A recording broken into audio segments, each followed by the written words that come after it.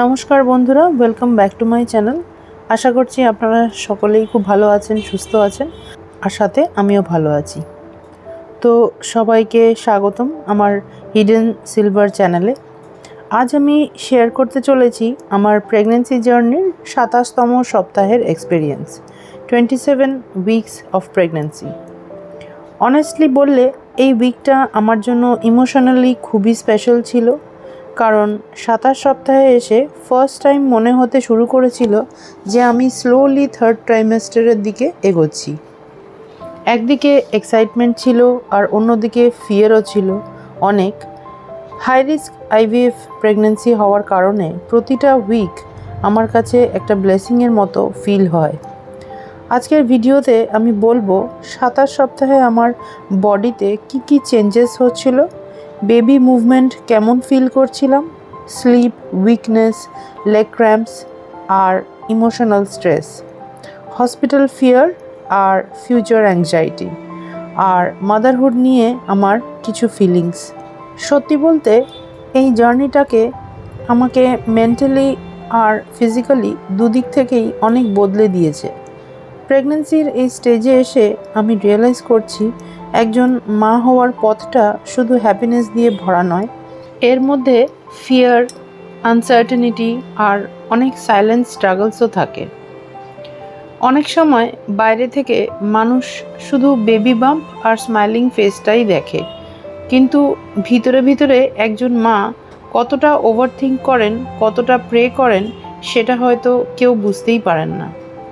Specially IVF প্রেগনেন্সিতে প্রতিটা দিনই emotionally খুব সেন্সিটিভ হয়ে যায়। একটা নর্মাল স্ক্যান রিপোর্ট, একটা হেলদি হার্টবিট, এমনকি বেবির একটা ছোট্ট কিকও তখন হিউজ রিলিফ ফিল হয়। এই উইকে এসে আমি আরও বেশি ইমোশনালি কানেক্টেড ফিল করতে শুরু করেছি আমার বেবির সাথে।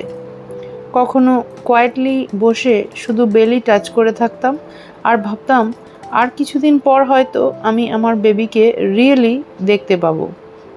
কিন্তু এর সাথে বডির কিছু আনকমফোর্টেবল চেঞ্জেস আর মেন্টালি স্ট্রেস ও স্লোলিও বাড়ছিল। আর একটা ছোট্ট কিন্তু খুব রিয়েল প্রবলেম এই সময় আমি ফেস করছিলাম, সেটা হলো আমার লং হেয়ার মেনটেন করা। আগে আমার লং হেয়ার খুবই পছন্দ ছিল, কিন্তু প্রেগনেন্সির এই স্টেজে এসে অনেস্টলি হেয়ার ম্যানেজ করাটা এখন অনেক ডিফিকাল্ট হয়ে যাচ্ছিল। শরীর এত হেভি লাগতো যে প্রপারলি হেয়ার ওয়াশ করাও টায়ারিং হয়ে যেত। অনেকক্ষণ দাঁড়িয়ে থেকে চুল ধোয়া, শুকানো, আঁচড়ানো সব কিছুতেই খুব ক্লান্ত লাগতো। তার উপর উইকনেস আর ব্যাক পেইন থাকায় লং হেয়ার মেনটেন করা মেন্টালিও এক্সস্টিং হয়ে যাচ্ছিল।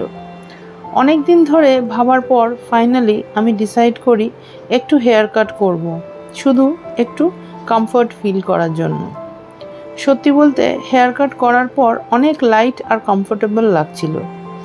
প্রেগনেন্সিতে সামটাইমস ছোট ছোট চেঞ্জেসও অনেক রিলিফ দেয়, আর তখন আমি বুঝলাম এই সময় পারফেক্ট দেখানোর থেকে নিজের কমফর্ট আর হেলদি থাকাটাই বেশি ইম্পর্ট্যান্ট। আর একটা খুব ইমোশনাল মুহূর্ত ছিল এই উইকে। প্রায় 3 বছর আগে যখন আমার 4th আইভিএফ সাইকেল চলছিল, তখন আমি খুব হোপ নিয়ে আমার বেবির জন্য একটা ছোট্ট বেবি ক্লথ কিনেছিলাম।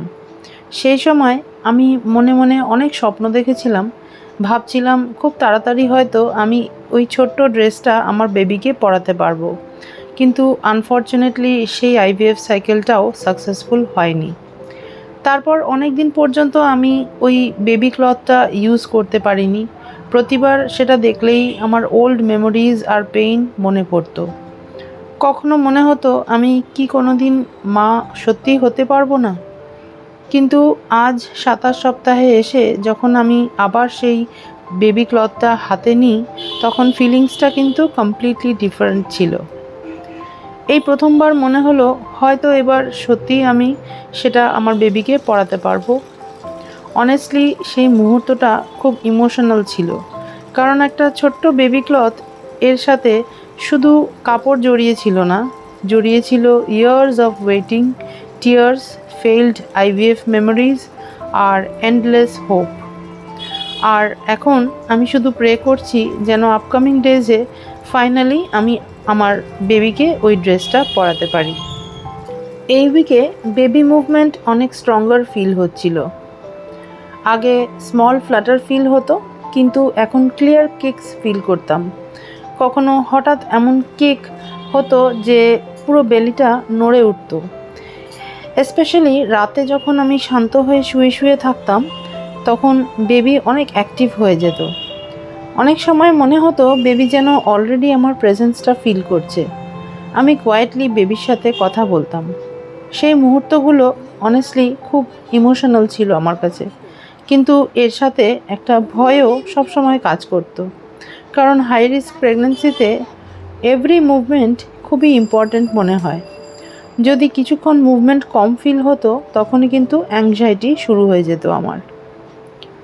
এই সময় লেগ ক্র্যাম্পস অনেক বেশি শুরু হয়ে গিয়েছিল, বিশেষ করে রাতে কাফ মাসেল সাডেনলি টাইট হয়ে যেত। অনেক সময় পেইন এত সাডেন হতো যে ঘুম ভেঙে যেত। আমি পা ম্যাসাজ করতাম, পা উঁচু করে রাখতাম, তবুও রিলিফ কিন্তু পেতে সময় লাগতো। তার সাথে উইকনেসও ছিল অনেকটাই। একটু কাজ করলেই খুব টায়ার্ড ফিল হতো। ব্রেথলেসনেসেও আগের থেকে বেশি হচ্ছিল। ডক্টরস বলেছিলেন অ্যানিমিয়া আর প্রেগনেন্সি লোডের জন্য এটা হতে পারে। আর একটা প্রবলেম ছিল সোয়েলিং। কখনো কখনো পা আর হাত স্লাইটলি ফুলে যেত। যদিও ডক্টরস মনিটর করছিলেন বিপি কেয়ারফুলি, কারণ প্রেগনেন্সিতে সোয়েলিং আর বিপি চেঞ্জেস ইগনোর করা যায় না। ইমোশনালি এই উইকটা খুব ইজি ছিল না। অনেক সময় ফিউচার নিয়ে ফিয়ার হতো। ভাবতাম সব কিছু সেফলি কমপ্লিট হবে তো, বেবি হেলদি থাকবে তো। হসপিটাল ভিজিটস, রিপোর্টস, মেডিসিনস সব কিছু মেন্টালি এক্সস্টিং হয়ে যাচ্ছিল।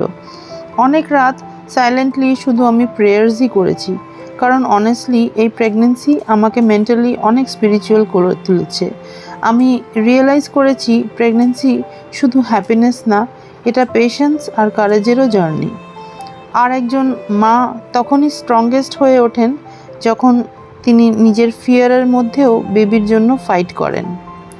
27 সপ্তাহ আমাকে একটা ইম্পর্ট্যান্ট জিনিস শিখিয়েছে। নিজের বডির কথা শুনতে হয়। রেস্ট খুব ইম্পর্ট্যান্ট, স্ট্রেস কম রাখা খুব ইম্পর্ট্যান্ট, আর প্রেগনেন্সিতে মেন্টাল হেলথও ইকুয়ালি ইম্পর্ট্যান্ট। আমি স্লোলি অ্যাকসেপ্ট করতে শিখছিলাম যে হাই রিস্ক প্রেগনেন্সি পারফেক্ট না হলেও প্রতিটা ছোট পজিটিভ মোমেন্ট সেলিব্রেট করা উচিত। একটা হেলদি হার্টবিট, একটা বেবি কিক, একটা নর্মাল রিপোর্ট, সব কিছু তখন ব্লেসিংই মনে হয়। আজকের ভিডিওতে আমি আমার প্রেগনেন্সি উইকের 27-এর রিয়েল এক্সপিরিয়েন্স আপনাদের সাথে শেয়ার করলাম। যদি আপনি প্রেগনেন্সি জার্নিতে থাকেন, তাহলে প্লিজ নিজের বডির সিগন্যালসগুলো ইগনোর করবেন না। নিজের যত্ন নিন, রেস্ট নিন, হাইড্রেটেড থাকুন, আর মেন্টালি স্ট্রং থাকার চেষ্টা করুন। কমেন্টে জানাবেন আপনার প্রেগনেন্সি জার্নির সবচেয়ে ইমোশনাল মোমেন্ট কোনটা। আর যদি আপনারও হাই রিস্ক প্রেগনেন্সি এক্সপিরিয়েন্স থাকে, তাহলে সেটা শেয়ার করতে পারেন। ভিডিওটি ভালো লাগলে অবশ্যই লাইক, শেয়ার আর সাবস্ক্রাইব করবেন। আবার দেখা হবে তাহলে নতুন একটি ভিডিওর সাথে। সবাই খুব ভালো থাকবেন, সুস্থ থাকবেন। নমস্কার।